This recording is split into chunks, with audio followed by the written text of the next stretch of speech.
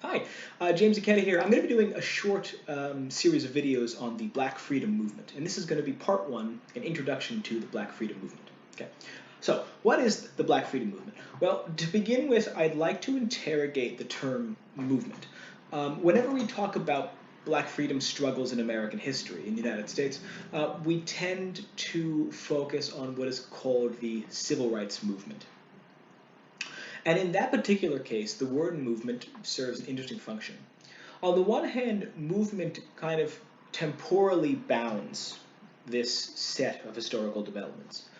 By which I mean, when I say civil rights movement, this tends to conjure up a particular era, specifically the period between the Brown decision in 1954 and the Civil Rights and Voting Rights Acts of 1964 and 65, right?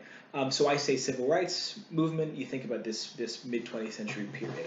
The other thing, the other way that the term movement kind of bounds things is it bounds the concept of the movement and the goals of the movement, right? Something which is not often acknowledged, which is quite obvious, but it's kind of amazing how infrequently this is acknowledged. Civil rights are a particular category of thing, right? Civil rights doesn't just mean, you know, black freedom. They're not equivalents. Civil rights are a particular category of rights. These are principally your social and political rights, right? This is something like the right to free speech, the right to assemble, um, the right to due process, right to justice in the courts, the right to vote, be included in this as well. So civil rights are one particular set of things, and uh, the thing is that not all rights are included under the rubric of civil rights. So when you say civil rights movement, we think about any kind of iteration of black struggle through these bounded movements. We are limiting our sense of what kind of uh, rights are being struggled for, what kind of freedoms being struggled for, and we also sort of bound ourselves in time. I think this is really detrimental to what we're trying to do today in the movement, because when you create these kind of bounded eras in history, you, in a sense, separate the present from those periods. That civil rights movement started and then it ended, right? And just that simple act really makes it more difficult for us to access the ways in which we inherit the legacies of our history in the United States. So I opt for the term Black Freedom Movement, and when I teach about Black struggles in the United States, I use the term Black Freedom, and I use Civil Rights Movement specifically to refer to that era, that movement. But I don't use it in a general sense. I use the more general umbrella term Black Freedom Movement. So Black freedom is an interesting concept because it conjures up not this sort of temporally and conceptually bounded thing, but a much more expansive thing, right? The Black freedom movement stretches back into the era of slavery, right? All struggles against enslavement by enslaved African people and enslaved African descended peoples all over the world are part of the Black freedom struggle. I mean, principally if we're thinking about the sort of Atlantic slave trade, but truly anywhere. You know, this could be abolitionism and that the sort of political movement, but also, I mean, every slave revolt that ever happened was a fight for black freedom. Every work slowdown is a fight for black freedom. All of the maroon colonies, things like the Quilombos in Brazil, or indeed the maroon communities in the Caribbean, or indeed, again, any kind of pushback against the condition of enslavement of African descended peoples anywhere. This is all part of Black freedom. But Black freedom movement also includes the entire civil rights movement. It also includes the earlier iterations of the civil rights movement. It also includes the Black labor movement. It also includes Black Power.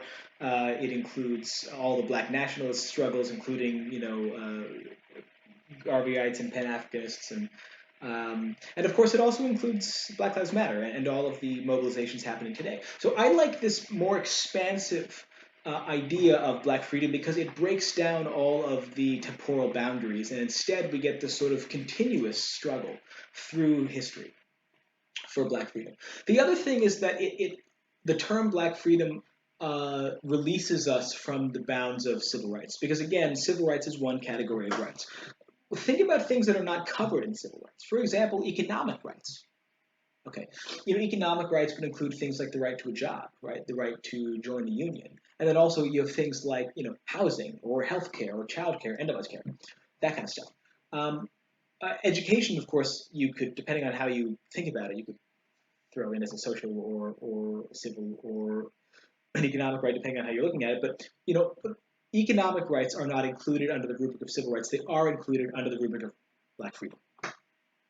So, when you look at elements of the Black Power movement, or that were where people were advocating for economic rights, um, this is part of the Black freedom struggle. There's another category as well. I mean, safety.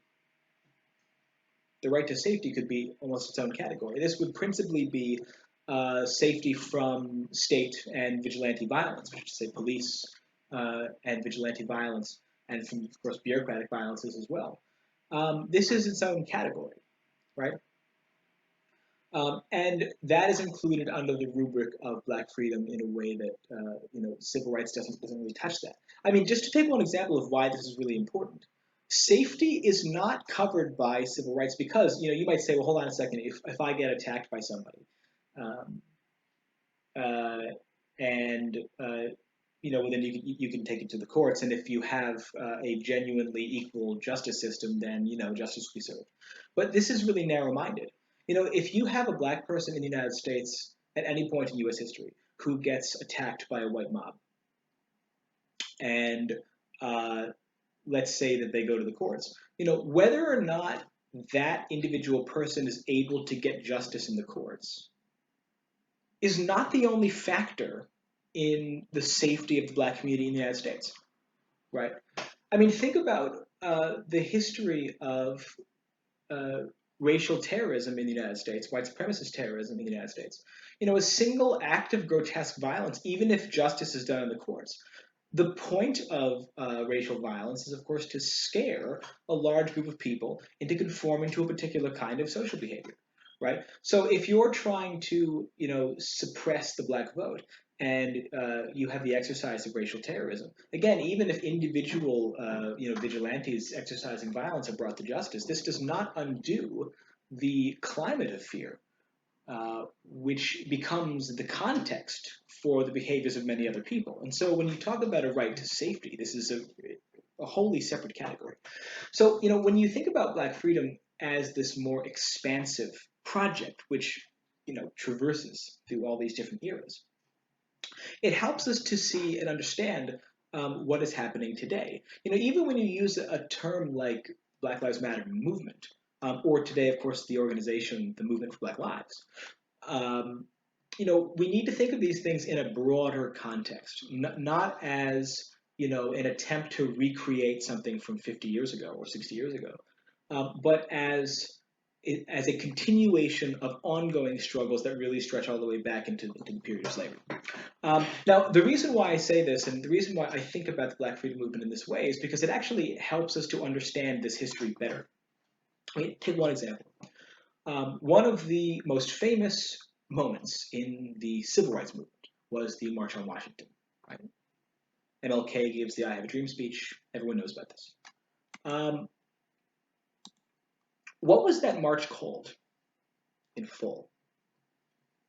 March on Washington was the shortened name. It was called the March on Washington for Jobs and Freedom, right? The March on Washington for Jobs and Freedom. This is August 1963. So, in as much as this, if it's looking at that name, it's not just about civil rights. It's not just about freedom. It's also about jobs. It's about economic rights too. Who organized that march? Yes, MLK gave this really famous speech. Who organized the march? Bayard Rustin, right? And A. Philip Randolph, both of whom were not only activists for Black civil rights, but they were also, of course, labor activists for economic rights. And on top of that, they're not of the same generation as King was. I mean, they had been organizing together since the 1940s, but I mean, A. Philip Randolph, he was organizing the Brotherhood of Sleeping Car Porters, this Black union, back in I think 1925, and I believe he actually began his career as an activist in the late 19 teens. and of course would continue until his death in I think the 70s, right? And Rustin even after that. So, when we think about this kind of unbounded idea of black freedom, it helps us to better understand how, this moment in 1963 wasn't just about getting the Civil Rights Act of 1964 passed, right? It was about a bigger project, okay? And that should help us to contextualize and understand what is happening today. Now, one kind of final thought about this, right? Um, and sort of why I think it's important. Another way of thinking about this idea of black freedom, which you couldn't do with just talking about the civil rights movement, or indeed just talking about Black Lives Matter. There is an Indian sociologist named Andre Bataille, and Andre Bataille wrote this really wonderful journal article in 1979, or was published in 1979, where he's talking about democracy and freedom in India and sort of anti-colonial movement against the British. And he identifies the conventional wisdom, which was the idea that Indian people, sort of Indian middle class people who were educated in London or whatever, learned about democracy and freedom from the British, right? That you have a lot of young Indian people who go to school in London or whatever, and they learn about all of these sort of English historical figures and English political theory and ideology, whatever, and they bring it back home and go, oh, we should do democracy here, and he points out this is, of course, incredibly silly. If Indian people learned about freedom and democracy from the British, they learned it from the unfreedom and anti-democratic practices of the British Empire. Which is to say that people learn about freedom from experiencing unfreedom. People learn about what an alternative world could look like by experiencing oppression. Okay, this is extremely important because apply this to the Black Freedom Movement, and you think, how do we situate this more expansive Black Freedom Movement in American history? If you think about things in those terms, then the movement for Black freedom in the United States is not just about freeing Black people from the legacies of slavery. More significantly, it's about radically changing American society. Okay, so whereas the conventional narrative of the sort of American story is that you have Thomas Jefferson, all men created equal, there's this American creed, and then over time, the people who fall under the protection of that creed grows, right? So it starts off, landowning white men, and then grows and grows and grows. In that sense, America from its founding sort of been one project which has been growing.